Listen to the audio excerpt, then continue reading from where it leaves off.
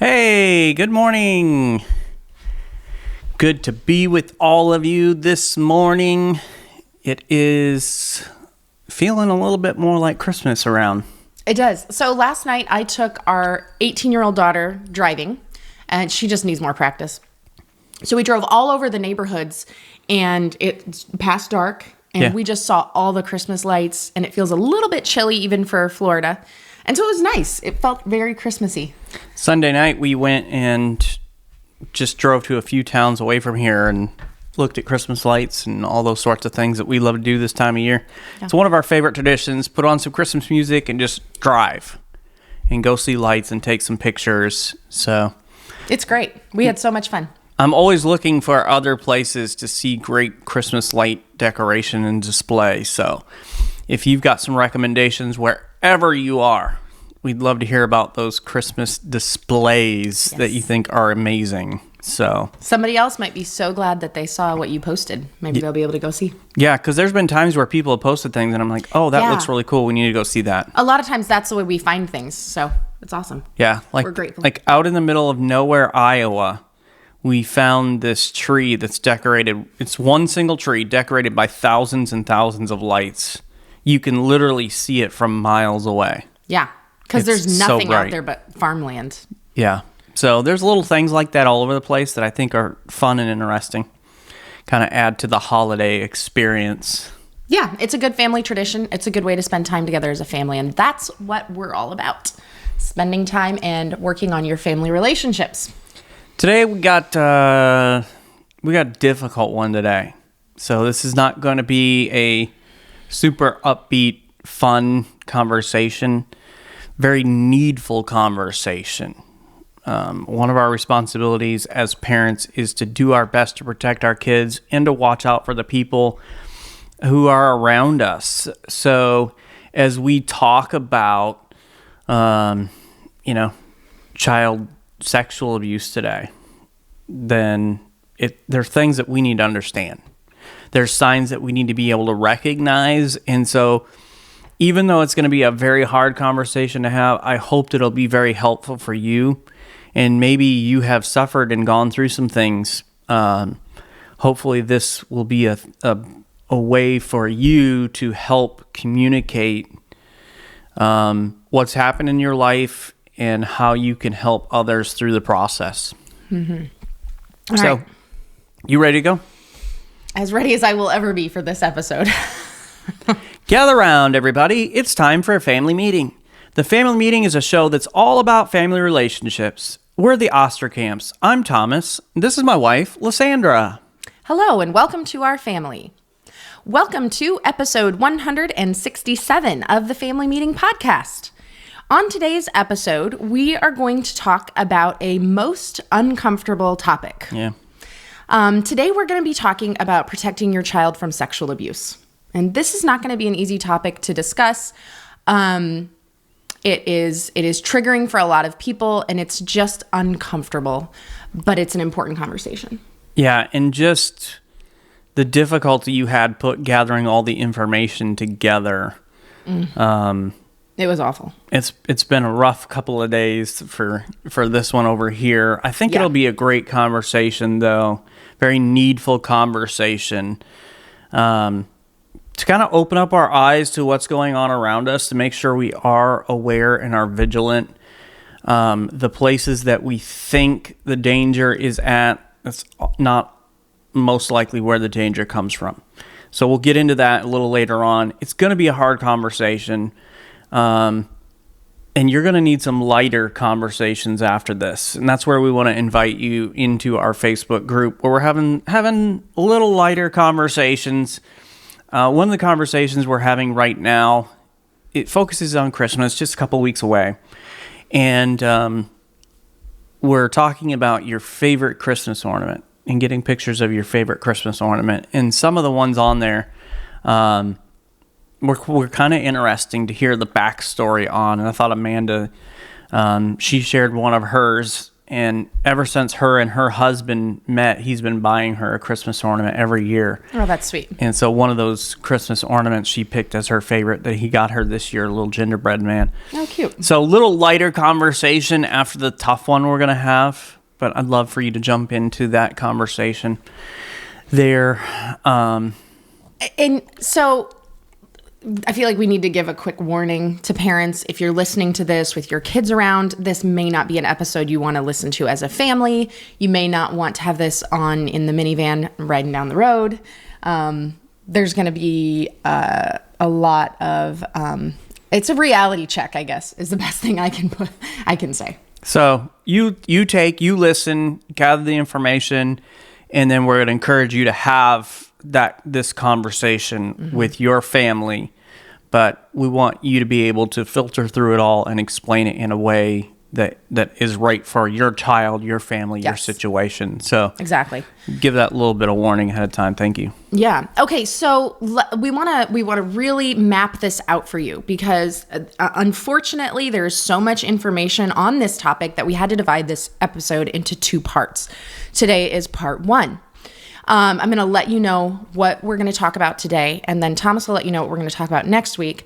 And I want you to understand both episodes need to be listened to. Please don't only listen to one, because honestly, I wish that we could have crammed all the material into one episode, but you don't have time for that. Ain't nobody got time for that. So, and it's a heavy conversation. It's good to break it up a little bit. Yeah. So, okay. So today we're going to start by giving you some statistics, very unsettling statistics. We are going to define sexual abuse in order to better understand it. And we're going to talk about characteristics of an abuser. We're going to talk about grooming and what that is.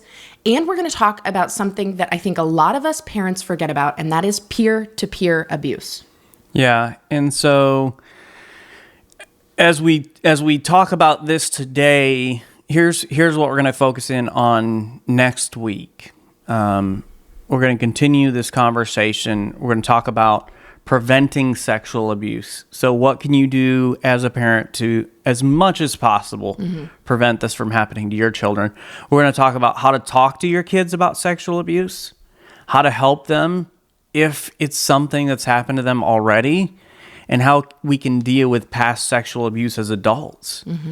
And we've had this episode planned for a while, this conversation planned, but feel like right now is the time to do it, because there was a documentary series that has gone out in the last couple of weeks, and it caught my attention first because it was about the Independent Fundamental Baptists, which is Lysandra and I's background. We grew up in that world. That is our very conservative Baptist background that we talk about. And one of the things that this documentary does is it follows these women and the abuse that they have faced from the time that they were children. And so it's a topic that is being talked about a lot right now. And we just feel like right now is the best time to have this conversation. And to be honest, I've been putting this off. Like, you and I both had talked about a long time ago when we started the Family Meeting podcast. This is a topic we need to talk about. One of the reasons that we believe this is an important topic is both Thomas and I were abused as children. And so we know it's real. We know it's real, personally. But it's so uncomfortable to talk about. And I know for us personally, it's very triggering. It brings up a lot of our own stuff from the past. So that makes it even more difficult. Not only that, but like thinking about, could this happen to my child? It just is so uncomfortable. And it can invoke a lot of fear. Yeah. And what I want to encourage you to do today is, as you hear the statistics, as you hear what these abusers do, I want to encourage you to trust in the Lord. I want to encourage you to allow God to be your strength. Lean on him to help you through this, because this is going to be hard, and you may already have trauma from the past. You may be healing yourself. I don't know what's going on in your life, but I do know that God loves you I know that he cares about what has happened to you, and he wants to be a part of your healing. He wants to heal you. Yeah, and here's the balance that we have tried to find as parents. And that is the balance between just completely trusting the Lord. I don't have to think about it. And I don't have to talk about it. And just they'll be all right, versus going absolutely nuts and completely isolating our kids from everybody because we're so afraid that something's going to happen to them.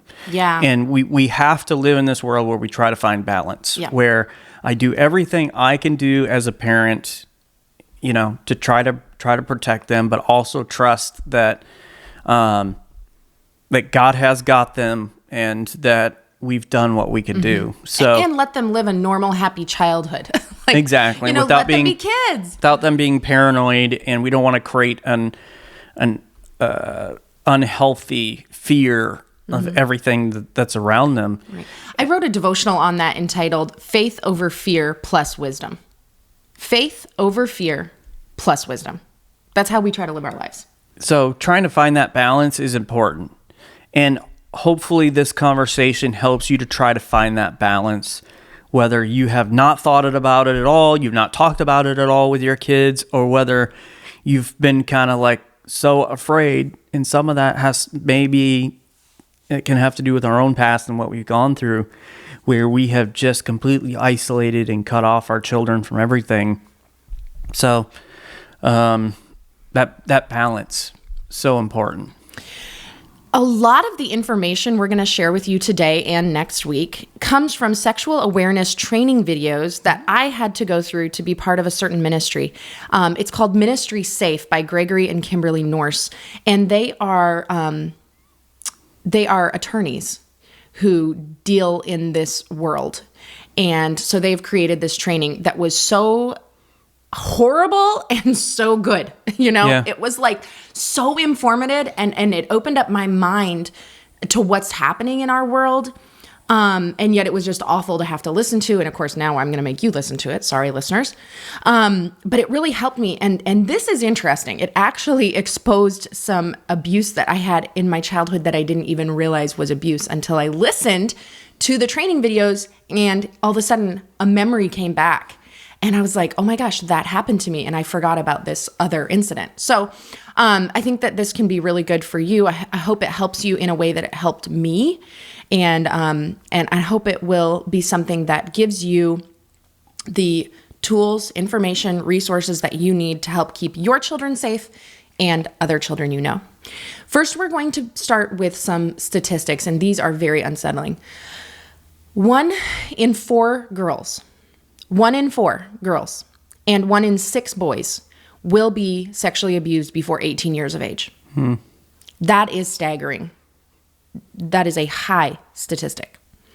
The point of that, of sharing that statistic with you, is to help you to understand this is real.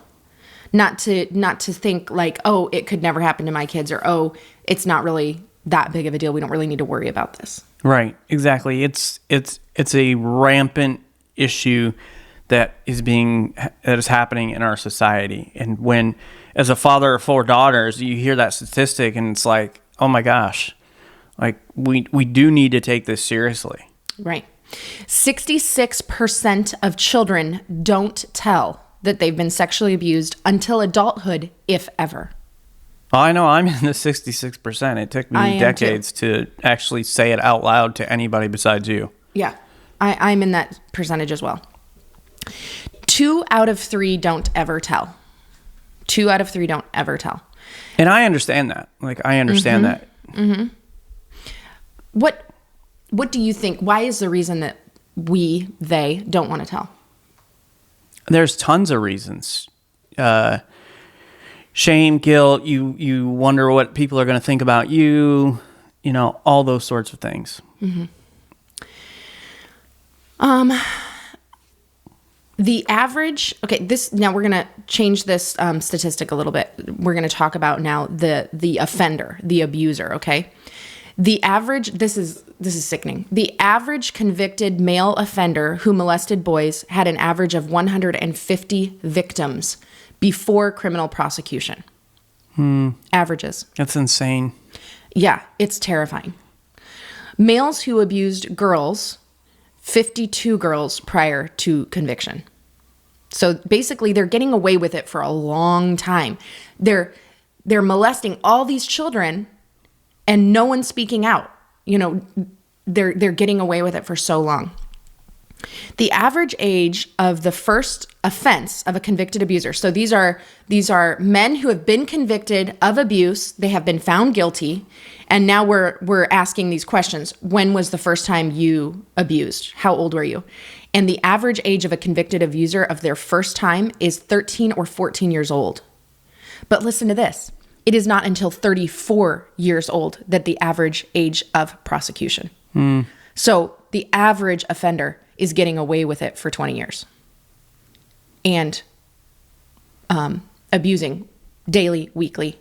On the awareness training, there's a video of a convicted abuser discussing how often he abused, and it is just disgusting. Well, and that's awful. why the numbers are so high with 150, boys and 52 girls, is because you've got such a long range between first offense and actually being convicted. Mm-hmm. That's an average, though, of 20 years of abusing without being stopped. 85% of male offenders say that they started before 18 years old. So that's something to think about, because a lot of times I think we just think it's like some creepy middle-aged dude in a white van, This is starting when they're young. They are usually married and have children of their own. They span class and educational backgrounds. They span social status. They could be anyone, really, is the thing to understand. Yeah. And so when you think about those statistics, right, it's obvious that something is absolutely broken in our society. But this is the reality that we live in right now. Right. Which means this is the reality that we have to live in, that we have to prepare our children to live in. And so that's why it's so needful to have this conversation, why it's so needful to talk to our kids about this and equip them and prepare them for the reality that is the world that we live in right now. So when we kind of throw out that term sexual abuse, so let's kind of clarify what it is that we're talking about. So Britannic.com defines it this way. In criminal law, sexual abuse is any act of sexual conduct that a person suffers, submits to, participates in, or performs as a result of force or violence, threats, fear, or deception, or without having legally consented to the act. So you notice that. It's not just something that's totally just forced upon you and you fought it and, it happened anyway. Because one of the conversations that people will have, well, they didn't fight back. They didn't say no. There's so many reasons why somebody would just go along with this thing. And so I think a lot of times too, the victims convince themselves that it was their fault or they had a part in it because they didn't fight. Yeah. Because they didn't know how to fight. They were children. They didn't know how. And so that's something to really consider too, is helping a child to understand it isn't your fault, even if you didn't fight back, because kids don't know what's going on. They cannot comprehend. They cannot understand. And the reason often they don't fight back is because they don't, like you said, they don't understand. And the reason they don't understand is because most of the time, like we're going to talk about this, most of the time it's somebody they know and trust. Right. So they're not fighting back because it's somebody that they trust. Like, this is a person that I trust. Mm-hmm. So, and adults you trust are always introducing you to new things, right? They're always introducing you to new movies, new foods, new activities in harmless ways. Yeah. So then when the harmful thing comes in, they don't know that this is something they need to fight back because they've trusted this adult with introducing other things. let's look at the characteristics of an abuser so that we can understand this. Now, there is the abuser who is the snatch and grab, the stranger who grabs a kid and runs. This is very, very rare. It's a very small percentage. We're going to talk more about that in our next episode. So like we said, please listen to both episodes so you can get all of the information.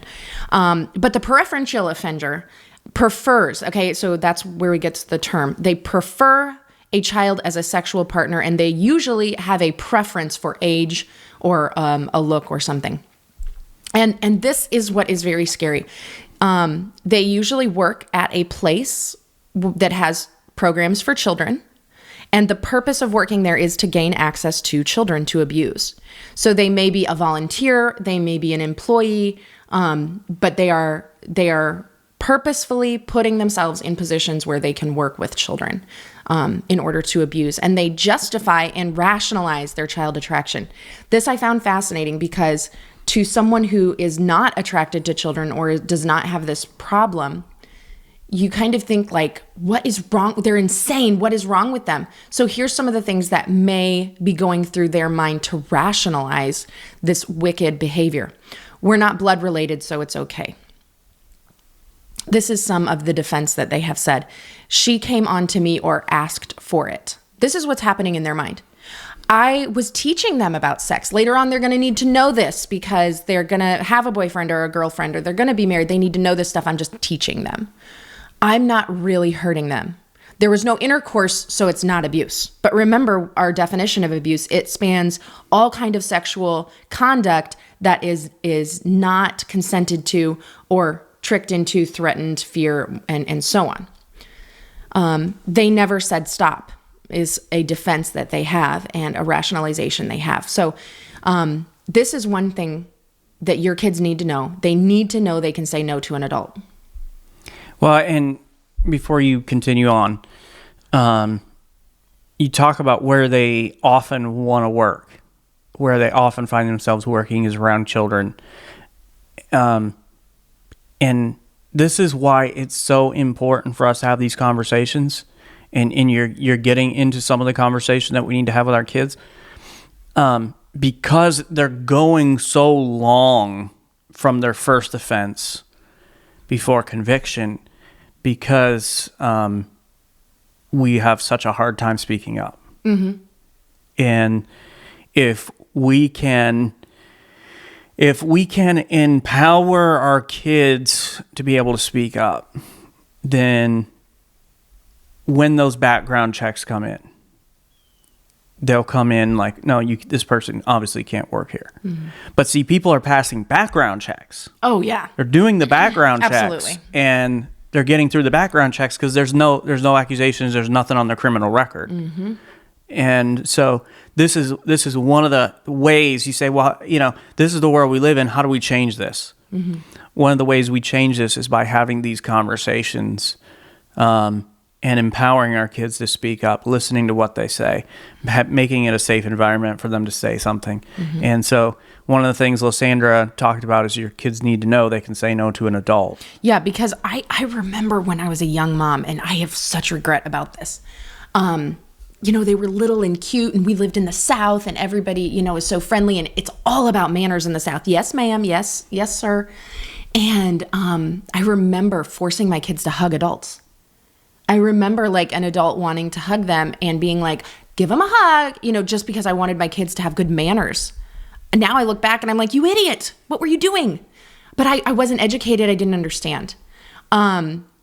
It's okay for your kid not to want to hug someone. It doesn't mean that they're rude or bad kids. You don't know what's going on. They may have an instinct or there may be something going on.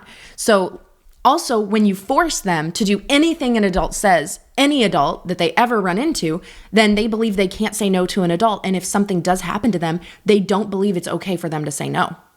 They believe that it's submission, it's respect. So let your children decide who they have physical contact with.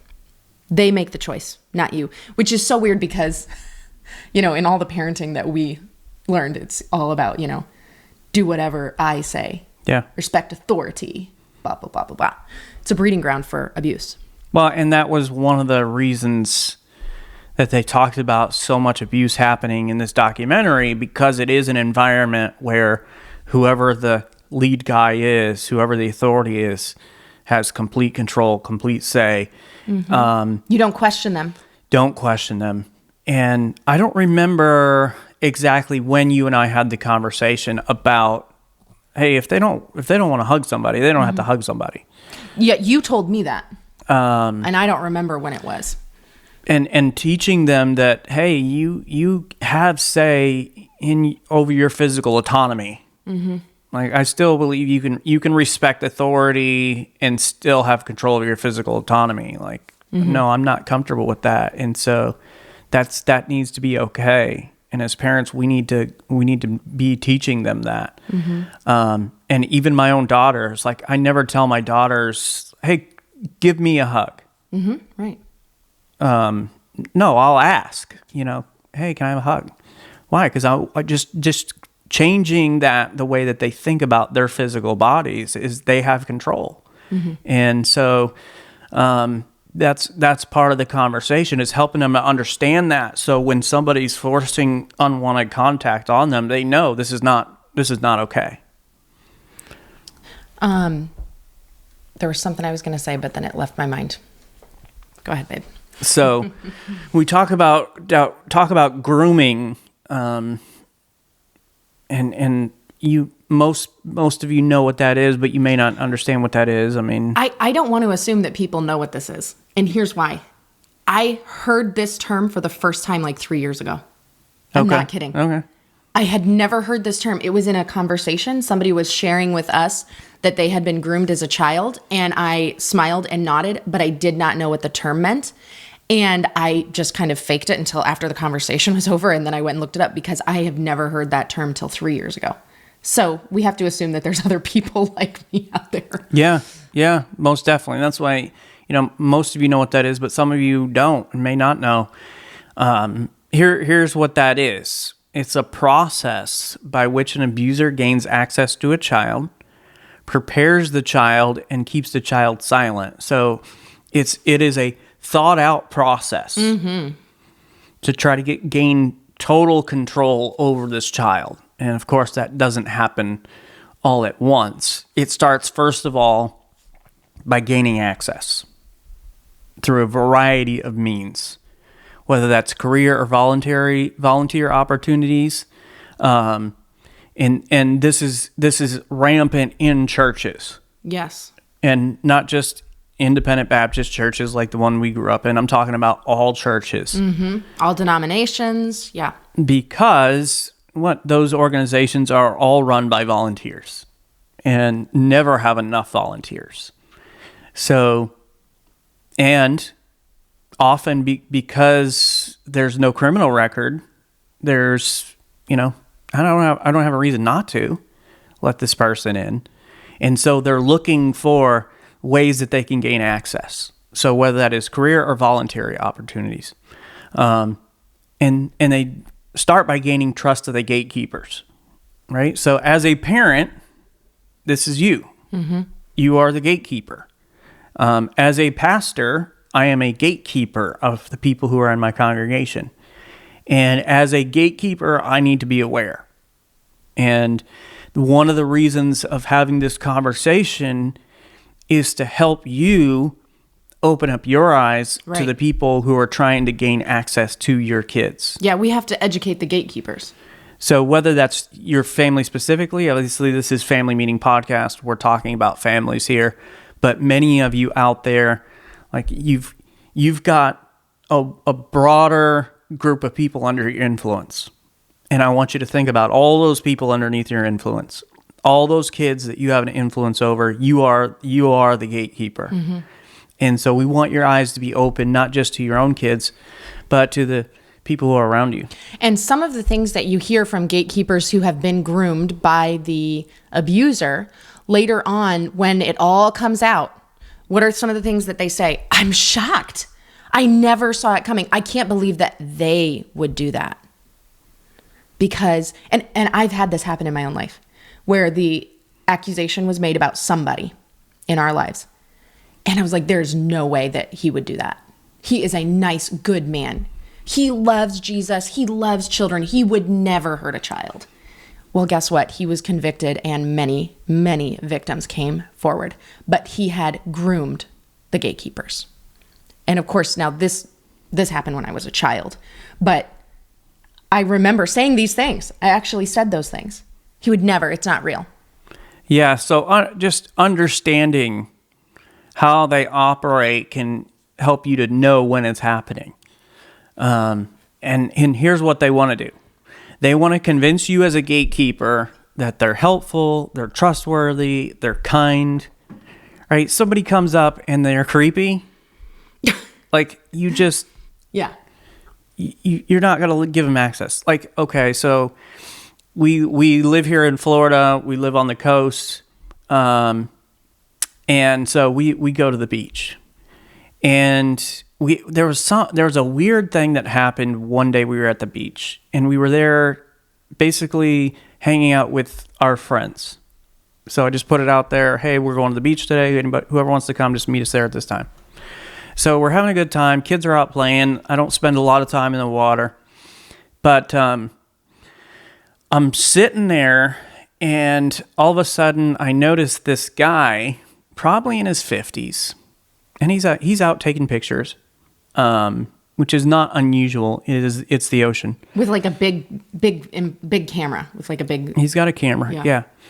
And I notice him like stop in front of... our friend group kids. Mm-hmm.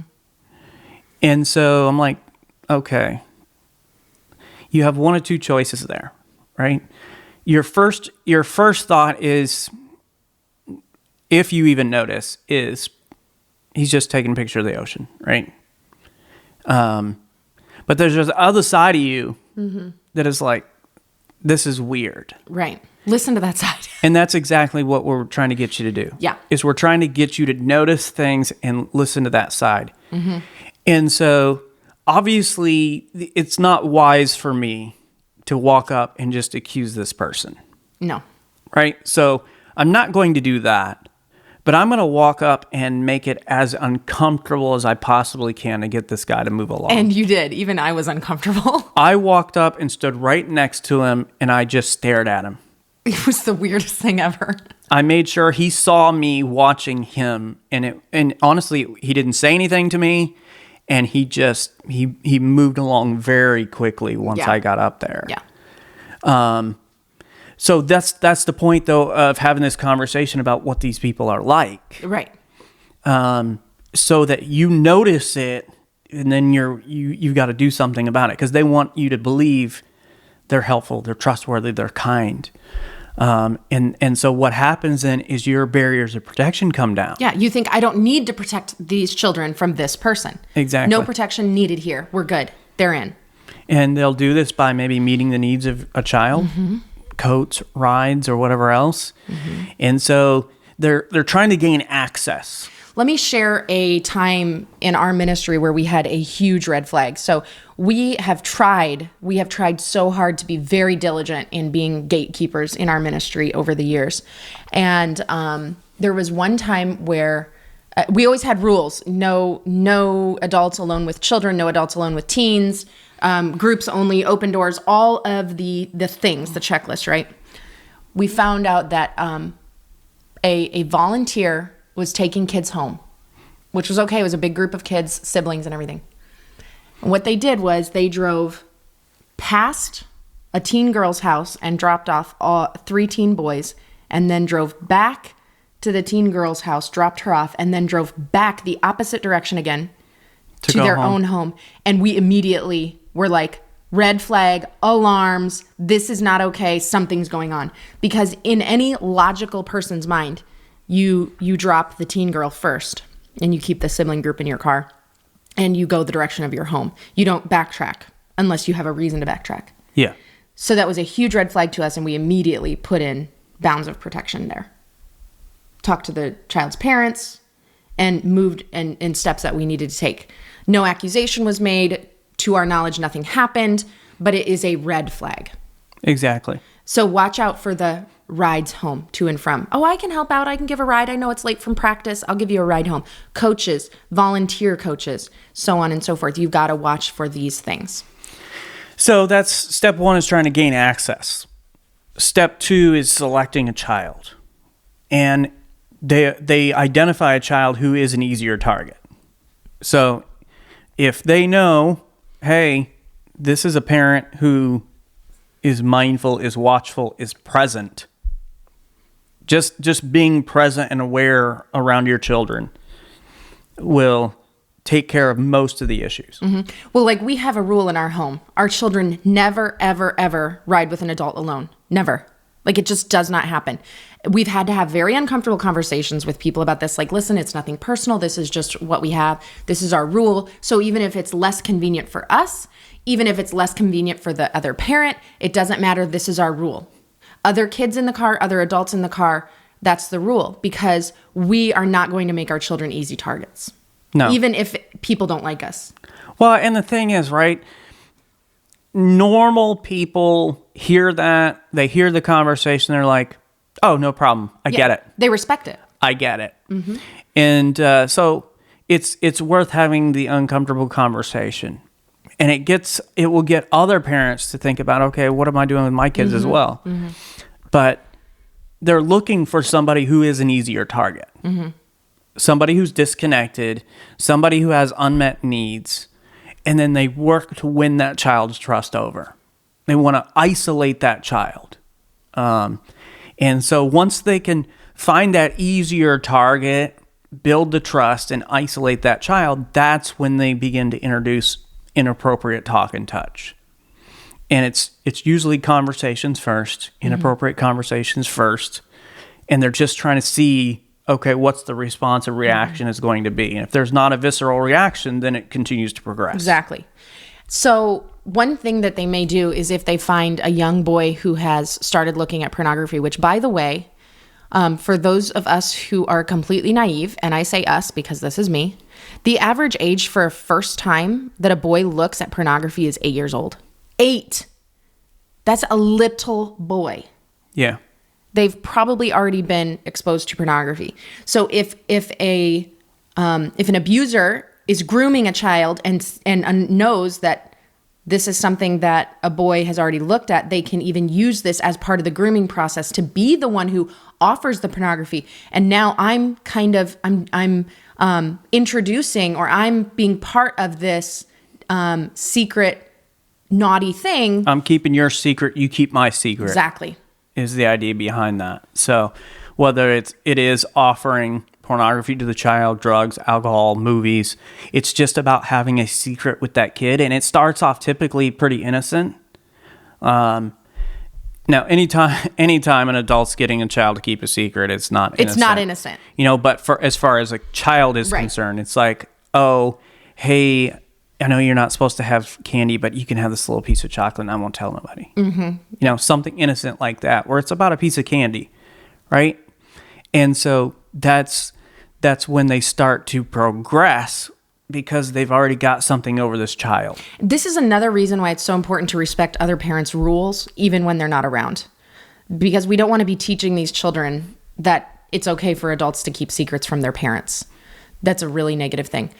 Step 3 in the grooming process is they're going to now, they've already made this progression down this road. Now they're going to actually introduce nudity and sexual touch. And Thomas mentioned this a minute ago, barrier testing and erosion. Okay, so that's what their goal is.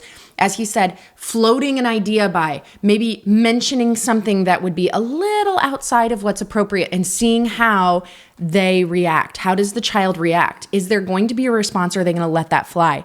They try to find the boundaries that the child is comfortable with, and then they move on from there. And this is what really hit me, because this is what happened in my childhood, is body comments were made.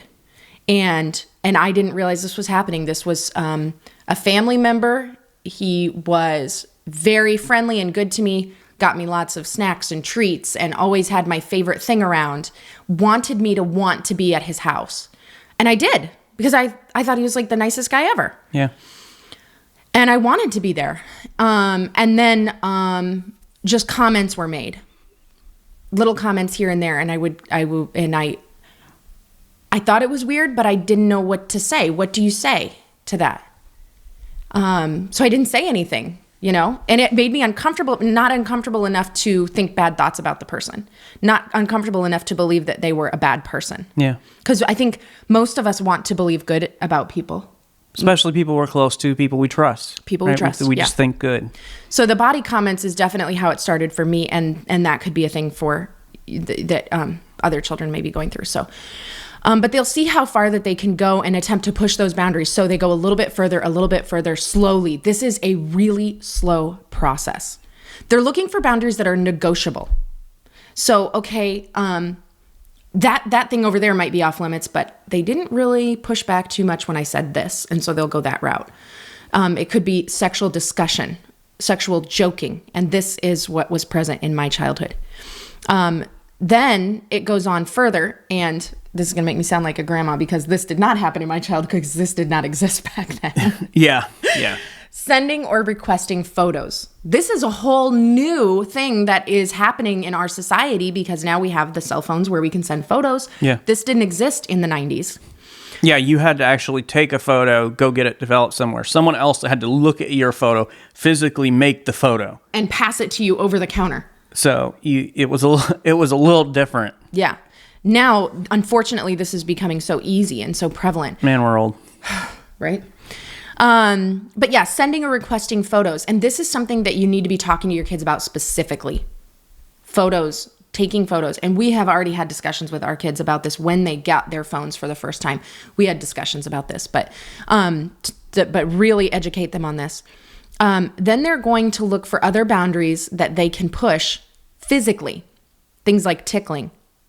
Tickling may start out as just a joke.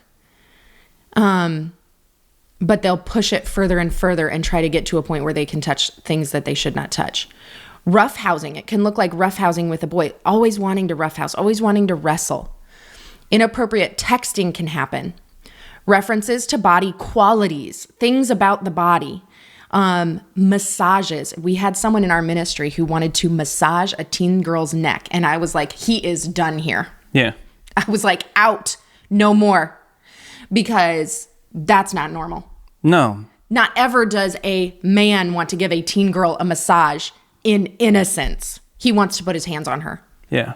So we've got to watch these things. We have to be diligent. We have to pay attention. So for small children, they'll do things like lap sitting. You talked about tickling already, candy.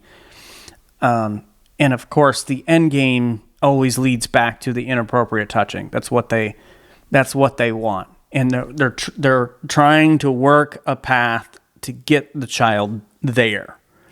And so you've got that introduction that takes place. And then step 4 is keeping the child silent. So secrecy is woven into the entire process. And as we mentioned, it starts with them developing a way that you have some sort of secret thing together. And it's like we said, it's off. It always starts off as something that's seemingly innocent. But as things progress, the way to get the secrecy progresses as well, whether that's threats, guilt, or shame. They convince the victim it was their fault. Threats like no one will believe you. This is a big one. No one will believe you because that's why people don't tell. Yeah. Because as we talked about, most of the time it's somebody you trust. They've worked hard to get your trust and the trust of the other people in life. These people they're so careful about the way that they manage the way that people perceive them. Right. And your kid knows that, like, oh, this is so-and-so. Like, he's such a great person. He would never do that. Like, no one's gonna believe you. The child if you must tell be a liar. them. And so, it can progress to, hey, if you tell, I'll kill your parents. Mm-hmm. They threaten the people that your children love, and that's how they get them to keep the secret. And so 98% of outcries are factual. 98%. Even if the child recants. Okay. I had somebody just in one of the ministry groups that I'm in on Facebook, and they put a thing out there, a scenario, whether it was a real scenario or not. And my comment was, I always believe the child. I always report it to authorities. Amen. Because 98% of them are factual. So you need to be prepared to believe the child. Yeah. So if a child comes to you and talks about being uncomfortable with a person, talks about something happening, you need to believe them and you need to take the steps. I think one of the reasons that good adults do not believe the children is because we identify with the other adult. We identify with the other adult and think, I wouldn't do that. And what if a child said I did that? It would ruin my life. It would ruin my marriage, my family. I would go to jail, and I didn't do it because we identify with the other adult. But the truth is, we've got to believe these children. Yeah. Most of the time, 98% of the time, it's true. It's really happened. So we have to stop identifying with the adult because most likely that adult is the abuser. And just because you would never do that doesn't mean everybody else would never do that. Unfortunately, there is evil, there is wicked in this world, and it happens. So that is the grooming process. And now we're going to move on to a topic of this series that really I think is kind of overlooked, and that is peer-to-peer abuse. So one child abusing another child. Yeah. We're going to give you some facts on this. This, like I said, it brought out something that happened in my childhood by another child. I didn't even realize it, but this happened to me. And I shared it with Thomas after I was, looking into this. Well, and remember the statistics, because these adult abusers, they started when they were kids. They started young. So this peer-to-peer abuse is where this behavior starts. Mm-hmm. And as they continue to get away with it, it's just a process that continues throughout their lives. It's not going to change. Right. Okay, so let's talk quickly about the definition of peer-to-peer abuse. It is sexually harmful behavior between children involving an aggressor child and a non-aggressor child who does not want the interaction.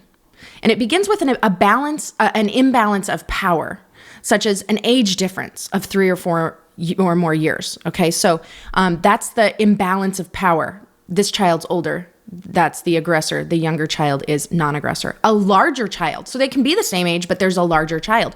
Or even a social status imbalance where this child is lower on the socioeconomical spectrum, and so they're the non-aggressor and the other one goes after them. Developmental disabilities can be an imbalance of power. Mm-hmm. 1 in 3 sexual abuse cases is peer-to-peer. I'm going to repeat that. 1 in 3 sexual abuse cases is peer-to-peer abuse. Okay, this is real. This is happening, and this is the thing. This is hard to protect our children from because we want our kids to go play. We want our kids to be with other kids. And we're going to talk about how to be vigilant in this area too. But, and understand we're not talking about natural sexual curiosity. Right. Like that's going to happen sometimes as children grow and they don't know what they're doing. And, this might happen or that might happen or whatever. Well, that is a natural part of life. It's a natural part of growing up. Right. It's a God thing that has been ingrained in us. And so there will be that natural curiosity, but obviously this is not what we're talking about. Right. This is a time when one child who has who is an aggressor is forcing it on a non-aggressor child. So let's talk about where is this happening? Right. Where is the peer-to-peer abuse happening? Because if we can kind of understand where it most often happens, then we can take away most of the risk that our child or other children will face in this scenario. So number one, place for peer-to-peer abuse is in the bathroom. And it's a place where they have to change. Mm-hmm. Like they've got to change clothes wherever that is, whatever situation. Locker room, T-ball. I mean, my goodness. Yeah. Yeah. And so understanding that and, we think about this often, once again, we live down here at the beach. And so one of the things is you've got to go into the restroom, you've got to change and those sorts of things. And so just thinking about the restroom that they go into. And where are you? And what is that situation like? So understanding the bathroom is going to be the number one place where we've got to keep a vigilant eye on. Right. And it doesn't mean that an adult has to go into the bathroom, but the door can stay open and the adult can listen and hear. It's not going to happen most likely if an adult is listening in and, hey, how's it going in there? Checking on him. Okay. So, of course I'm talking about a bathroom with stalls where multiple children are in there. Yeah. Then you keep the main door of the bathroom ajar with your foot or whatever. You don't have to be in there with the kids. But just doing that can prevent something like this happening. Well, and here's another thing. It's a place with little or no adult supervision. So if an adult is around, it's not going to happen. Even kids learn this. So they're looking for places where there's absolutely little or no adult supervision involved. So just, once again, by being present and being aware. So... And this happens, understand this happens in families, okay? Don't think like, oh, I just got to be worried about the other kids at school or have to be worried about the neighborhood kids. Right. This happens in families. There was a woman that shared with me, and she was in her 50s, still in so much pain from what happened to her in her adolescent years. A boy cousin would always, whenever she came over, would always say, let's go up to my room, let's go up to my room. And would take her up there and mistreat her and abuse her. And she is, to this day, she's just full of grief and shame over this. And, of course, the parents thought, oh, our kids are getting along. Yeah. Like our kids are. So have the door open. Do periodic pop-ins. Just show up. Don't be lazy. A lot of times that's what prevents us, I think, from doing it, is we don't want to go up the stairs. Yeah. We don't want to go up there. We've got to be more vigilant, or just tell them they can't go up there. But just being aware, just being aware of where your child is, what they're doing, what's going on, will decrease the risk of anything happen to them exponentially. And so those are the bathroom and places where there's little or no adult supervision, wherever that may be. And it's important for us to learn the warning signs. So watch for a child who insists on physical contact when another child doesn't want it, whatever that contact is. And this is one of the conversations we start even when they're young. Don't make them hug somebody they don't want to hug. Why? Because we're teaching them that they have no control over who touches them, and that it's okay, even if for somebody, if they feel it's comfortable and you don't feel it's comfortable, then you just have to let it happen. So we're watching for somebody who's forcing this contact. Watch for somebody who just they can't leave their neighbor alone. They can't leave the other kids alone or whatever. Physically aggressive child. So that is, we're not saying every child who physically aggressive means he's going to sexually abuse somebody, but somebody who is sexually abusive is physically aggressive. Right. So one who doesn't respond to social cues or an adult's redirection. A child who doesn't usually accept normal boundaries. Can't stop mimicking sexual activities. Those are signs, hey, something's going on here. Or they're often more interested in spending time with younger children. This description of this child is like a checklist of the child of what happened to me in my childhood. For one thing, there was little to no adult supervision. Okay, so that's a kind of a check here. It was went to a friend's house. It was a girlfriend, and she had a brother, and we played house. And we were just little kids. We were playing house. I had to be the mom. He was the dad. And then bad things happened. Yeah. But he was an aggressive child. He would not at all listen to social cues. Like everybody, all of the kids didn't like him. All the kids didn't like him. And he was a mess. And he's literally a checklist of this. So I'm just sitting here like they know what they're talking about. Yeah. It's true. So really we need to pay attention to this. But don't pull one of these out and say that's child's an abuser. Yes. Okay, but we're just keeping track. We're paying attention to the children who are around our children and just taking note, all right? And so if we're seeing these behaviors, we're going to limit the access Absolutely. that they have to our children. And they're never going to be unsupervised around my children. Exactly. Right. Okay, how about the non-aggressor? So this is the victim in peer-to-peer abuse. These are some a description of what may be happening in their life, okay? They don't want to be alone with a child, okay? If they don't want to be alone with a child, there may be a reason for that. Doesn't want to participate in activities they used to enjoy. Complains about bullying. Bullying often starts sexual abuse. So it's not that all bullies are sexual abusers, but oftentimes it starts with bullying because they're trying to gain that imbalance of power. Places that are higher risk are any overnight activities like camps or sleepovers. And this is something that I really firmly believe needs to be limited, if even existent, in your kids' lives, sleepovers and camps. I mean, I had great times at sleepovers with my friends growing up. Great times. Oh, I would have been devastated if my parents wouldn't let me go. But looking back, I'm like, oh gosh. Well, and the thing is, like, we've always been very careful about where our kids spend the night. Yeah. We've always been very selective. Right. And so just because they're invited to a party, a sleepover, whatever, we've not allowed them. Most of them they don't go to.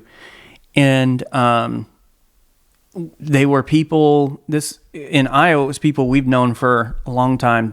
We really trusted them if our kids spent the night there. And it was described exactly what was going to happen. Like in one case, the mom slept in the room with them. Yeah.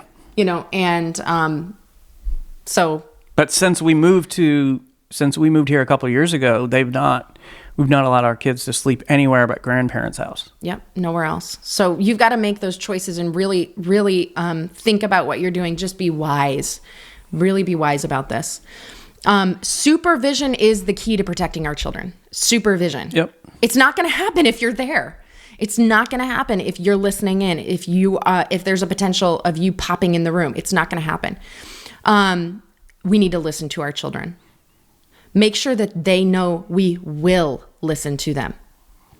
Make sure your child is safe in their bathroom times. It's better to be safe than sorry, okay? So I know we want to have the balance, right? We want to be the parents who let our kids have a great childhood and grow up carefree. But we also want to protect them. How do we do that? We have to have balance. We have to think. We have to be vigilant.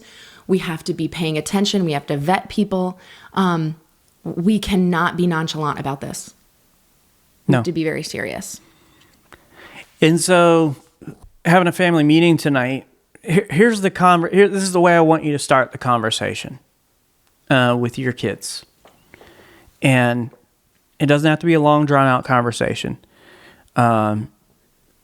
But having a conversation, couple things. First of all, talking to your kids and just asking them, is there anybody in your life who makes you feel uncomfortable?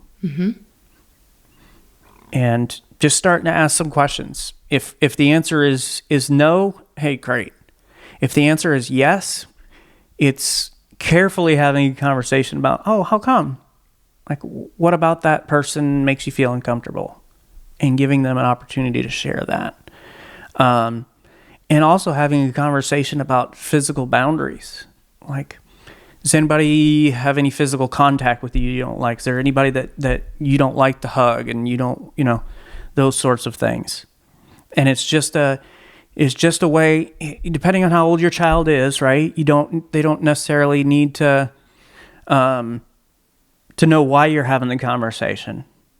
Because I can remember when our kids were small, when our kids were small, somebody in our circle was accused of some inappropriate things with kids. And our kids had not been around this person a lot, but they'd been around some. And so we just started the conversation about, and they had no idea why we were talking about this person. But hey, has this person ever, I think what we started with is like, hey, do you like him? Is he fun?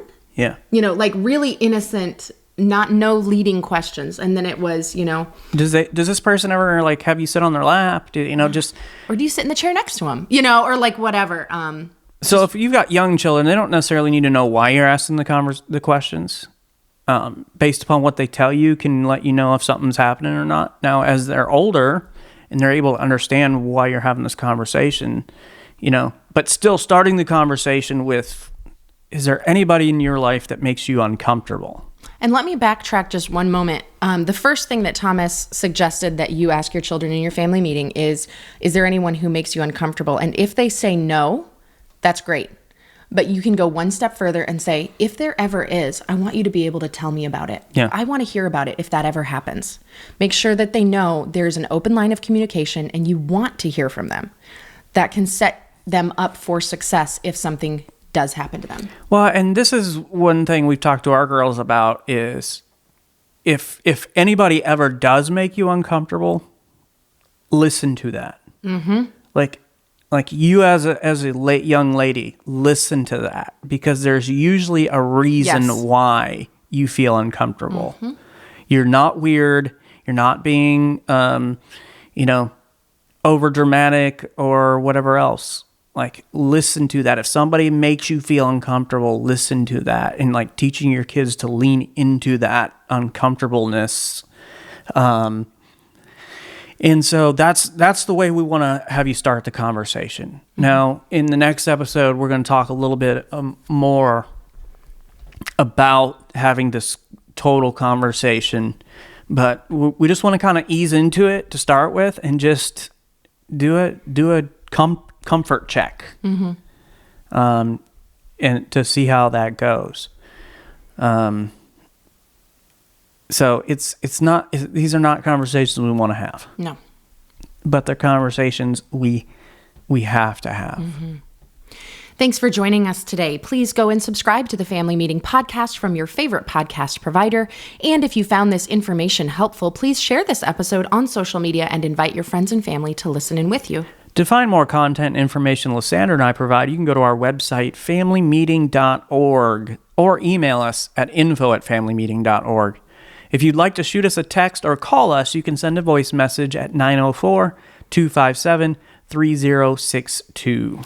And we want to invite you to join us for our next family meeting as we continue this difficult conversation. We are going to talk specifically next week about preventing sexual abuse. We're going to talk about exactly how to talk to your kids about sexual abuse and how to help them if, God forbid, it's happened to them already. Also, we want to talk about how we, as adults, can deal with past sexual abuse as well. Thanks for joining us today for this family meeting. Have a great week, everybody. This meeting is adjourned. Whew. It was a rough one. I could tell, there for a bit, you were getting kind of emotional. Yeah. In a couple of ways, you were getting angry. I could tell.